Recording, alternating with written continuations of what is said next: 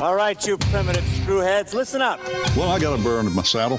We talk, you listen. Somebody that's going to take an innocent life is not mentally insane? You know them. Time to nut up or shut up. You love to hate them. It's the Denton and Sasquatch Show. Can I bring my AR-15 next time? Sure. Yes. This place is half talk show, half weird daycare. I love it. You can't handle the truth. Hello and welcome once again to the Denton and Sasquatch Show, coming to you from both California and Alabama. My name is Sasquatch. I'm the dude in California. Denton, he's the dude in Alabama. How you doing, my friend? Who gives a crap? You speak just like somebody who stubbed their toe. Yes, I did. And it's throbbing, but I'll be okay. The show must go on. And that's all anybody needs to know. Exactly. Anyway, this show is going to be about Jerry Brown's an idiot.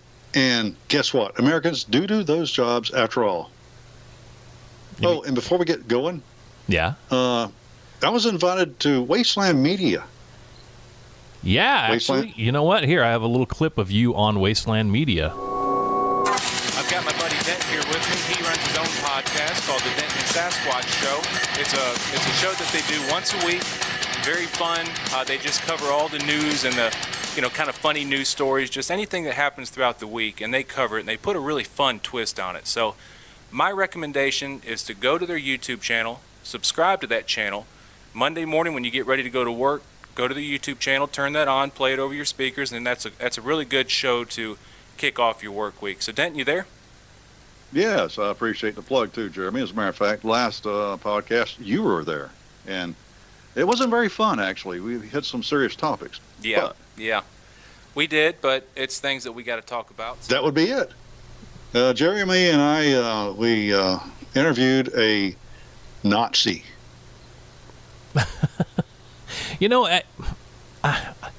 I call BS on that. Okay, call it. And the reason I call BS is because I listened to it, or most of it, and he didn't sound like a Nazi as much as just a guy that didn't like Jews. Yeah, well, and it's kind of funny, too, because if you go to this place on Gab, it is full-out Nazism. Really? But when he got on the show, I don't know what in the world he was talking about half of the time. He couldn't answer a question straight up. He had to give all this preface before he would try to answer the question, and then he really didn't answer any questions. And when I'd make obvious statements that were historically correct, well, you and I are on polar opposites of the opinion. Like that had some weight to it. So he answered questions by not answering questions. Right, and then just saying that, well, we disagree. Well, good observation. Anyway, go to Wasteland Media on YouTube, and it'll be, I think the last one there has, I can't remember what he said, but you'll see a picture of Jeremy on the left, and then there'll be two ugly mugs on the right, and that'll be me and the Nazi David, and I'll be the ugly fellow with the sunglasses and blue shirt. You can't miss it. Oh, you look quite handsome in your picture. Are you kidding? Well, you're just too kind, and you're looking for a pay raise, aren't you? Yeah. Where do I go from zero? I'll tell you what, you can get all the money that we make. Sweet. For the rest of the year. It's all yours. All right. Zero from zero is zero. Pretty much. So, hey, why don't you lead out with the Jerry Brown's an idiot part? Yeah, okay. Well, let me do like the Nazi and preface this by saying... Hold on. Yes? I forgot about something. If you want to listen to us in the writing way, instead of listening to our voices, you can look at our rambling in the writing. Go to prepperforums.net. Obviously, that's all about shoes and socks. No, obviously, it's about preppers. If you're into prepping, it's about to hit the fan, and you just want to hang out with other folks and get some ideas, go to prepperforums.net. We also talk about politics. We love politics there. Also, we have a website and an email. Could you tell us about those? Yes, DentonandSasquatch.com. And if you'd like to email us, you can do so at DentonandSassShow@gmail.com. I think that's all the plugs. Go for Jerry Brown's throat. All right. Well, I just want to preface this by, me just reading. This is an LA Times story, and me just reading this would be sort of boring. So I'm gonna leave it up to Denton, and if he says, gives me the old gong, we'll stop and move on. But I found this funny reading this because they had their big climate change summit in San Francisco, I guess a couple days ago, whatever it was, last week maybe. And this story just drools all over Jerry Brown and about how great he is. But if you have half of a brain and you read this, you can just see how dumb he actually is. I don't want to say dumb because he's more like a cult leader than anything, and cult leaders are usually pretty smart. So, this is the same Jerry Brown that's wanting to put a California satellite in space so they can track garbage or trash or something other. Yes, this is the same one. It even mentions that in the article. Jerry, just for anybody that doesn't know, Jerry Brown also wanted to launch a satellite 40 years ago from California for emergency communications. Well, guess what? That never happened. So I'm guessing this one won't happen either. Well, where's he going to get the money for any of this? Well, that, and not to mention that NOAA has satellites tracking the weather constantly, so I don't know exactly what his plan was here. He could find out on the internet that people are already doing this. Jerry Brown doesn't know about the internet. That's a pretty good JB. Yeah, talking third person like he does. All right. JB, that's BJ backwards. That's true. Or JMB, Moonbeam. All Yes. right, here we go. It was an off-the-cuff remark from California I can't even say the word, enigmatic chief executive, one that might have faded with laughter it sparked if it weren't a sharp reminder of why the global audience trekked to San Francisco for advice on combating climate change. A reporter asked Governor Jerry Brown about complaints that he hasn't done enough to wean the state off of fossil fuels. Brown scoffed, lumping his liberal critics together with those on the other side who think his policies go too far. That's the right view, Brown said, rebuking conservatives. Then you have the left view, the center view, and then my view, which is the only one that counts. So, wow. Right there, you see what a liberal retard he is. Because it's because of people like him that everything I pick up at work and at the house says this product, whatever it is, it could be a bag of cotton balls, is known to cause cancer in the state of California. Well, yeah, everything does. In fact, I think they're doing something with ammo now about that, but that's another show for another time. Oh, yeah. We need to do one tomorrow then. I didn't know about that. Yeah. The right view, Brown said, rebuking conservative. Oh, wait, I already read that. Yeah, which is his view is the only one that counts, is what he's saying. The crowd chuckled, but at this point was clear. Whatever the reason, the federal government's environmental retreat of the governor's insistence that a state can grow on its own. When Brown speaks, climate change leaders listen. Really? So a bunch of people that are living in a pretend world listen to another guy that lives in a pretend world. Is that what they're saying? Makes sense. The hottest ticket at last week's three-day summit was a private meeting with the governor of California. He's very good at drawing people together, said Nicholas Stern, a climate change professor of the London School of Economics. People want to talk to him because he's so interesting to talk to. No, they want to talk to him because he's a gas bag. He just opens his mouth and diarrhea comes out. And if you're interested in that, then you're stupid. Yeah, but he cares. Oh, he does care. Stern met with Brown more than a decade ago when the governor called him to talk about his research. He said his own private conversation with Brown last week explored how to reduce greenhouse gas emissions from the transportation sector. The focus, he said, was on efforts in China to improve battery technology. Okay.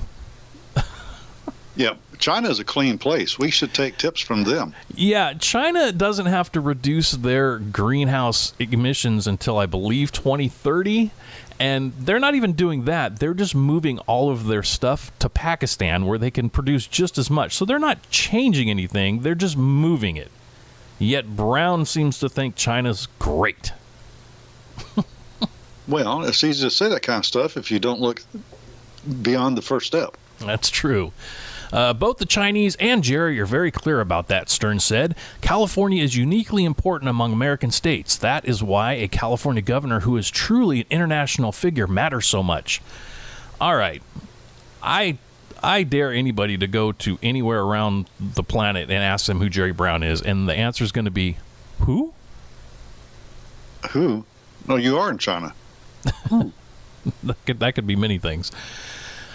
Similar praise was common at the summit. A convention hall crowd applauded when New Jersey Governor Phil Murphy, who had his own private audience with Brown, recounted seeking out the veteran Democrats' advice after being elected last year. I said to him on the call, "I want New Jersey to be the California of the East Coast," Murphy told the audience. So, you people in Jersey... It's got filth. It's got crime. It is the California of the East Coast. Yeah. But, I mean, if you voted for this guy that wants to turn Jersey into the California of the East Coast, get out. Yes, run. Not to mention that they had this climate summit in San Francisco where they all flew, most likely on private jets, to this summit and just unloaded gases into the atmosphere. So, that withstanding. Other Democrats were no less effusive. House Minority Leader Nancy Pelosi called Brown a brilliant strategist. Well, that's like a rock calling another rock a brilliant strategist. New York City Mayor Bill de Blasio said he was indispensable. I beg to differ there, Bill. Michael Bloomberg, de Blasio's predecessor as mayor and co-host of the Climate Summit, said Brown's most lasting legacy may be how to blend scientific advice with political action. No. Pseudo-scientific. They should have said they don't know any better. Never mind. Okay. Sorry. Well, I mean, and his only legacy is going to be this stupid bullet train that he wants built that is way over budget. It's not a bullet train, and most likely it's never going to be finished. So how's that for a legacy? How far along is it? I mean, do they even have a track laid or anything? They have the beginning stages of some track laid, and it's only been 10 years.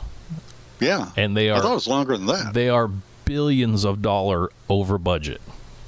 And the feds gave them money for this. The feds need to take that money back. Yeah, no doubt. I mean, think about that for a moment. Federal money, which means money from people from all over the country, was sent to California to build nothing, apparently. Yeah. All you suckers out there in the other states, Obama sent your money to California to build us a train, and it's still not built. Now, keep in mind that the first time New Orleans, you remember when New Orleans was flooded from a hurricane not too long ago? Mm-hmm. The very first time, decades ago, the only assistance New Orleans got was from the United States Army. They got some tents that the Army expected to get them back in working order. That's the way it should work. But nowadays, our tax dollars are just flung like crap on a wall to California so somebody like Moonbeam Brown can waste it on part of a track. Well, and I guess we're going off on a tangent here, but when they put this out and said they were going to build it, it was going to be a bullet train, nonstop from San Diego to San Francisco. It would get there in 2 hours, 2.5 hours, something like that. Well, now it's not a bullet train. It has at least 10 different stops, and it's going to take you about 5.5 hours to get there, which on a plane, you can get to San Francisco from here, Southern California, in about 45 minutes. And so this is going to help everybody else in the rest of the country. How? It's not even going to help people in California. It's not going to do anything. But tell us more about this climate change crap. Let me see if I can just skim this, because there's some good stuff in here. Brown didn't just offer advice, he sought it out. In meetings with former Vice President Al Gore and former Secretary of State John Kerry, talk turned to ways the governor could stay engaged once he leaves office in January. No, God, please no. Brown, who turned 80 in April, seemed energized by the discussions. He insisted, though, that he was more messenger than Messiah to those who sought his counsel. Now, does that not sound like a cult leader? That sounds very blasphemous. But look here. The good news is I'm 54 and I feel really tired. But then again, I have a job. I work for a living like you do. Well, and Jerry Brown does not do that. He may be around for the next 20 or 30 years. That's true. Jerry Brown has not held an actual job in his entire life. He went through the seminary, failed out of that, I guess, got into politics, and has not done anything else since. So he has no broken bones. He hasn't busted his body up with a real job. He probably eats that, the hippie healthy crap. Doesn't even know how to spell cheeseburger.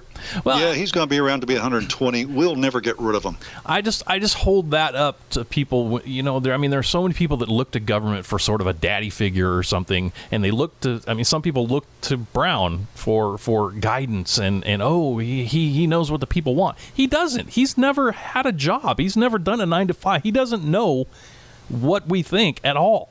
But yet he's making decisions for everybody. So I wish people would understand that.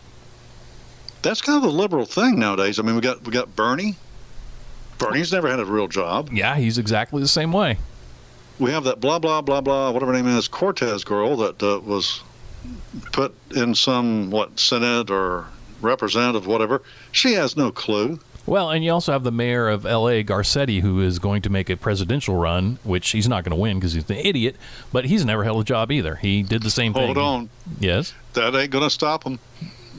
No, I know it's not going to stop him, but let me see if there's anything else good in here before we move on. This is fun. I like it. We will make this reality come true if we can make it true in our immediate surroundings, Brown suggested, as several in the group nodded in approval. That's what I'm doing for California. No, you're ruining California is what you're doing. What is conservatism? You're asking, let's think about it. People look to the liberals to save the planet. Okay, I can't think of anybody who's more conservative than my own father. All right. If you needed 5 foot of rope to do whatever it is you're going to do, you got 4.5 feet and you made it work. Okay, nothing was thrown away that could have been reused. Well, if you walk out of a room just for, 2 minutes, you better turn off the darn light. You can turn it back on when you come back into that room. Okay, you see what I'm saying? Yeah, in your analogy there, though, liberals, you need 5 foot of rope to do something. They want 10 foot. Right. So if you're really wanting to save the planet, if you're wanting to stop all the pollution and this kind of crap, look to the hardest, most conservative person you know and follow his lead.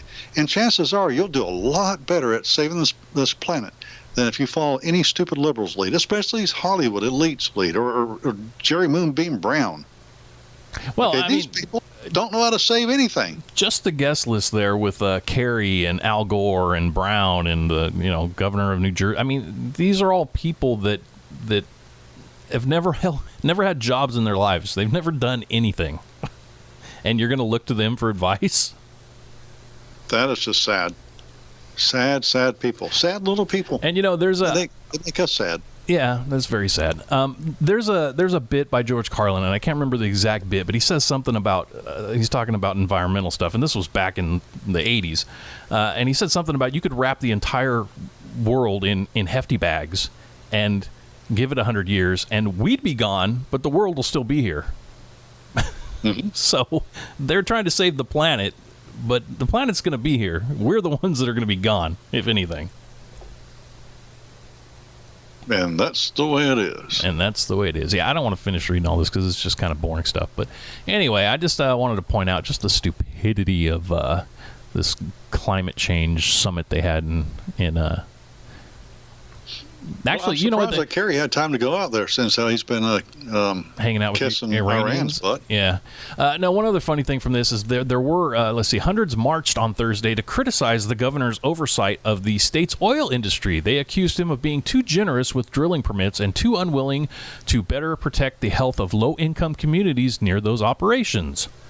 Brown bristled at the accusations, insisting that environmental policy is still constrained by what's politically possible. What does that even mean? He said a whole sentence of words that mean nothing. Well, I can help you out with that.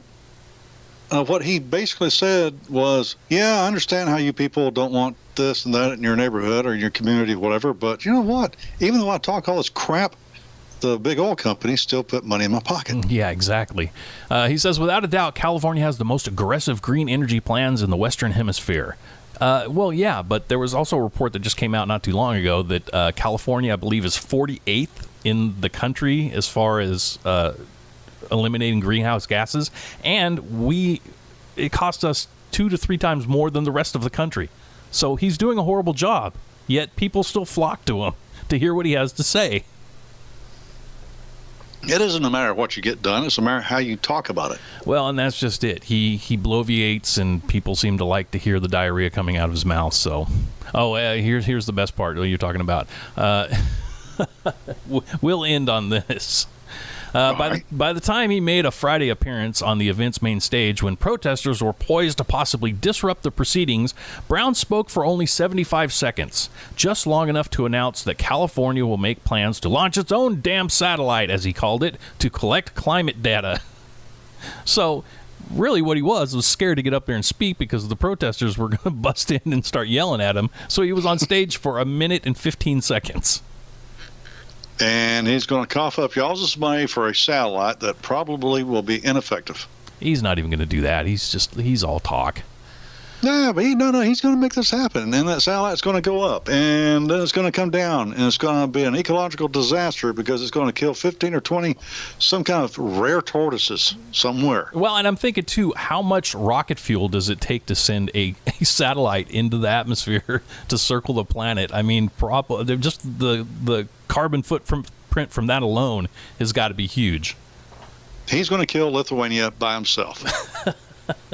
I wish he'd go attack Lithuania by himself. Well, here's this is kind of connected to California. I know you've got a raging attitude, I'll say. That's not the word you used earlier. Yeah, it's not over this whole illegal immigrant thing. Okay, but this is something I want to talk about. I'm getting this from the Center for Immigration Studies. And you can go there if you type in WTTPS : / I don't know if it's back or forward or whatever. CIS.org. There you go. That's all you need to know. Or you can just type in, there are no jobs Americans won't do. A lot easier. I did that on my phone and it came right up. Okay. More reading. I'll try to do this in a very NPR way. All right. If immigrants do jobs that Americans won't do, we should be able to identify occupations in which the workers are nearly all foreign-born. However, among the 474 separate occupations defined by the Department of Commerce, we find only a handful of majority immigrant occupations, and none completely dominated by immigrants, legal or illegal. Furthermore, in none of the 474 occupations do illegal immigrants constitute a majority of workers. In other words, they just threw a flag on the play with that. They do things that Americans just won't do. Here's some notable findings. Of the 474 civilian occupations, only 6 are majority immigrant, legal and illegal. These 6 occupations account for 1% of the total U.S. workforce. Moreover, native-born Americans still comprise 46% of workers in these occupations. So what does that tell you right there? That you've been lied to all this time? From everybody from George W. Bush to Barack Hussein, Barry Obama, they keep on making us sound like we're lazy pieces of crap, and we just won't do the job, so we have to allow these people to flood into our country illegally to do the jobs that we are just too damn sorry to do. Well, this goes right along with Brown because he's bloviating and just making all this stuff up about climate change, and people seem to believe it. So that's what they do with everything. They just make it up. And, of course, the media is not going to question them like they should. I mean, that's only their job. But they're just going to write down what they say and say, okay, whatever you say. That's the way it works. Another notable finding is there are no occupations in the United States in which a majority of workers are illegal immigrants. That includes, I'm sure, tomato pickers. Here's another notable finding. Illegal immigrants work mostly in construction, cleaning, maintenance, food service. Just think about that when you go to a restaurant. Garment manufacturing and agricultural occupations. However, the majority of workers, even in these areas, are either native-born or legal immigrants. Now, let's think about this for a second. When you go to a hotel room and somebody comes in there while you're gone to clean your room, Is it going to be an illegal immigrant or an American? If it's an illegal immigrant, guess what? That is a job that can be held by an American. Food service. Don't even want to think about that. Sorry. Garment manufacturing. Construction. Here in Alabama, I've talked to several people about this. The construction workers, the what do you call them? The foremen, the ones that own the companies. If they want to be able to compete, they have to hire illegal aliens. Well, I'm sorry, not aliens. That's ET. Illegal immigrants. Because if they hire Americans, then they have to pay all the taxes and everything else. Whereas the illegals, they can pay under the table and they make a lot of money, and then they get the jobs. So if you want to compete, what are you going to do? Well, You're going to hire Bob or Miguel? That's Roberto. That's part of the reason why my father retired, because he was a pipe fitter, and for a long time, he did a lot of pipe fitting and stuff like that. Well, the jobs were drying up because they were hiring illegals just to get it done cheaper. Yep, and so that puts Americans out of work. Thank you, liberals. Okay, now, only 4% of illegal immigrants and 2% of all immigrants do farm work. Well, let's back this up because they tell you all about these agricultural kids. Only 4% of illegal immigrants and 2% of all immigrants do farm work. Immigrants, legal and illegal, do make up a large share of agricultural workers, accounting for half or more of some types of farm laborers. But all agricultural workers together constitute less than 1% of America's workforce.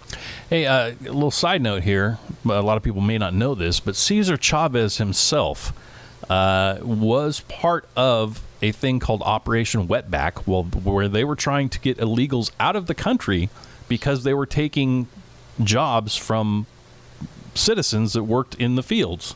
So, I mean, they always hold him up as some kind of illegal immigrant messiah or something, but that's not true. He was trying to get rid of illegals because they were taking jobs of people that had migrated or legally immigrated to this country. Well, thank you. You just burst another bubble of the liberals. I like it. I thought you were going to say burst a bubble of yours. I didn't mean to step on your story. Go ahead. No, that's fine. I mean, I didn't know that. I think it's fantastic. Yeah, just look up. You know what? Go to the Wikipedia page of just type in Operation Wetback, and it'll tell you the whole story. Right now? Well, not right now, but the listeners at some point. Oh, okay. I thought you were telling me to do this. I'm thinking, well, it's kind of weird. We're doing a show, and I don't type very fast. Well, but anyway, you can't walk and chew bubble gum at the same time, so stay focused on this. Why would I even try? Anyhow, many occupations often thought to be worked overwhelmingly by immigrants, legal and illegal, are in fact majority native-born. For example, maids and housekeepers, 51% native-born. Taxi drivers and chauffeurs, 54% native-born. Butchers and meat processors, 64% us. Grounds maintenance workers, 66% native-born. Construction laborers, if they can get the job, 65% native-born. And janitors, 73% us. Now, I have a question. Yes. Matter of fact, I can go through the rest of the stuff, but I think everybody's getting the whole gist of it. We've been lied to. As a matter of fact, I'm just not going to continue because I just want to go off on a rant. We've been lied to. We've been told that we have to have these illegals to come in here. Elsewise, our tomatoes won't get picked and our toilets in the hotel rooms won't get cleaned. And that's a baloney lie. And also, it's not only that. You remember when in Disney World, all those Imagineers were imaginally fired? Mm-hmm. Because they could bring in foreign green card holders or whatever into the country, work them cheaper, and fire Americans. Well, I mean, I'm not going to Disney World, but that's beside the point. To add insult to injury, they made those people train the new people that they brought in from India. Exactly. That's bullcrap. Now, I know things are different, and it's because of welfare. I mean, let's get right down to it. But the jobs that are being held by illegals could be held by native-born people who are on welfare. People say, well, those people just don't want to work. Well, I understand where you're coming from, but we should make some kind of way where we could connect those people with a job. Well, I mean, the proof is already there with Trump. I mean, he's got more people back to work, and it doesn't matter if they're white, Hispanic, black. I mean, the numbers are all up of Americans working again. So apparently there were jobs out there. It's just he freed up a lot of the red tape and a lot of the stuff to make it possible for people to get back to work. Yeah, well, I hear all that stuff. I really do. But I go down to my own town here, and I go downtown to where all the Section 8 housing is, and I don't see any of those houses boarded up. I mean, I still see people in there. Everything looks the same to me. Okay, so what I'm saying is, rather than you pay these people to sit in Southeast Alabama cities, California cities, wherever, get rid of the illegals, kick them over. I'm telling you, I love the idea. I thought, well, this is just me joking, but a catapult. I want the wall built and the catapult built. Okay. Now, I was just joking. Okay, it's a joke at work. I like to tell, but anyway, kick them out and get these people that are on welfare to these places. There's nothing that says that you get to sit in one place because that's your hometown or whatever. You get to sit right there and soak up government money for the next 30 years. That doesn't make sense. So if you're going to spend money, spend the money on getting them from where they're sitting to where the jobs are after you extricate the illegals from those jobs. Well, I think everybody would be happy. Those people can go home. And then our own people will be going back to work, and they should feel better about themselves because they're earning money. Well, there's a sense of pride in actually accomplishing something rather than being handed something. Exactly. And what's the old biblical saying there? Teach a man to fish, he eats for a lifetime. Give a man a fish, he eats for a night. Something like that. I don't think that was biblical. No? I think the biblical way is if you don't work, you don't eat. I mean, it's just as clear as that. You don't work, you don't eat. We decided we was going to go off the biblical standard and go on some stupid standard. And so we've hurt more people than we've helped doing that. But to go back to that Nazi we interviewed, Jeremy and I interviewed, when you go into the concentration camps, it said Arbeit macht frei, which is work sets you free. Well, we don't have to say it in the same way as if they're going to concentration camp, but the point of the matter is, yes, work will set you free. Work will give you independence. It will give you self-esteem. You will stop being feeling bad about yourself, and you will grow. Next thing you know, you're not just a janitor, you're running the hotel maintenance. That'll be great. Or start your own janitorial service. Absolutely. So, the point of this is guess what? You've been lied to. Americans do work. We pick tomatoes. We clean toilets. We drive taxi cabs. We do engineering work. We are here, and we should have those jobs. It shouldn't be given to people who are illegal. And even the legal immigrants, that's great that they're legal. I really love the fact they're illegal, but let's make sure that our own people are taken care of first. When I say taken care of, I mean employed. I'm done. All righty. Well, I couldn't agree more. I don't know really how to gracefully dismount, so all I know to say is I'm done. Finn. Finn. That's too French. All right. We're kind of long, but you know what? I think it's time for the news. The news. News. This is the news. News. This is the news. Paul Anthony Menchaca, 30, of Gilbert, Arizona, is facing felony fraud sex abuse charges after he duped caregivers into assisting him with bathing and changing his diaper after he claimed he had a genetic condition and required special care. Menchaca was arrested at his parents' home 1 week ago. He claimed to have Down syndrome and tricked 3 different female caregivers who were hired from an ad on carelinks.com into providing the intimate services where they communicated with and received payment from Menchaca's mother, Amy, via text. It was later revealed that Amy's number actually belonged to Menchaca. According to court documents, one caregiver recalled 5 separate incidents when Menchaca aggressively said his genitals were not clean enough, and that Amy reportedly texted the caregivers asking them to punish Menchaca when he soiled his diapers by putting him in a timeout and taking away his privileges.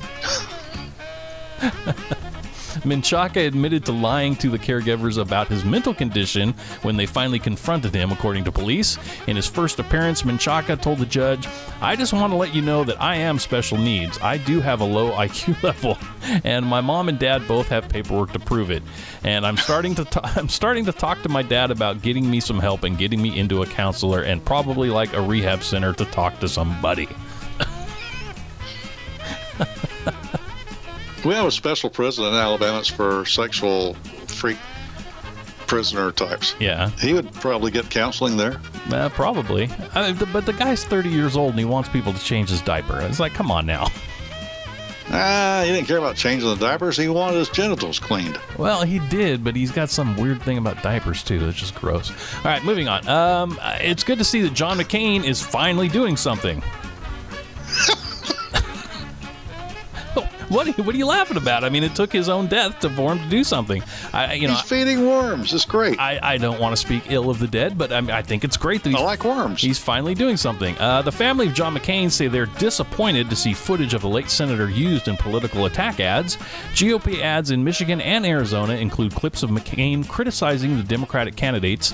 A spokesman said the family is disappointed to see McCain's image being weaponized and politicized so soon after his passing.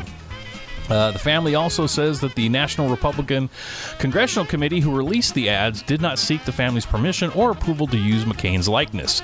The first ad goes after Ann Kirkpatrick, the Democratic nominee for Arizona's 2nd Congressional District. The spot features a clip of McCain slamming Kirkpatrick over her positions on economic issues during her unsuccessful bid for the U.S. Senate in 2016. The second ad targets Elisa Slotkin, the Democratic nominee for Michigan's 8th Congressional District. The clip features a video of McCain criticizing Slotkin during a Senate hearing at which she was a witness. So, like I said, it's good to see McCain is finally doing something. Worthwhile, yes. Oh, and this one I saved for last. This is a great one. I love it. Good old Georgia. A charter school in, I don't even know if I can say this right, Hephzibah? Does that sound familiar? Hephzibah, nope. Georgia? That doesn't sound English. Hephzibah. Yeah, I would have to write it down, but yeah. Well, a charter school in Hephzibah, Georgia, has officially reinstated paddling as a form of punishment after one-third of parents signed consent forms agreeing to the new rules. The Georgia School of Innovation and the Classics recently sent kindergarten through 9th grade parents forms that explained their new paddling policy. The school says they received almost 100 forms back agreeing to the new rules, but most parents did not give consent. For the students that have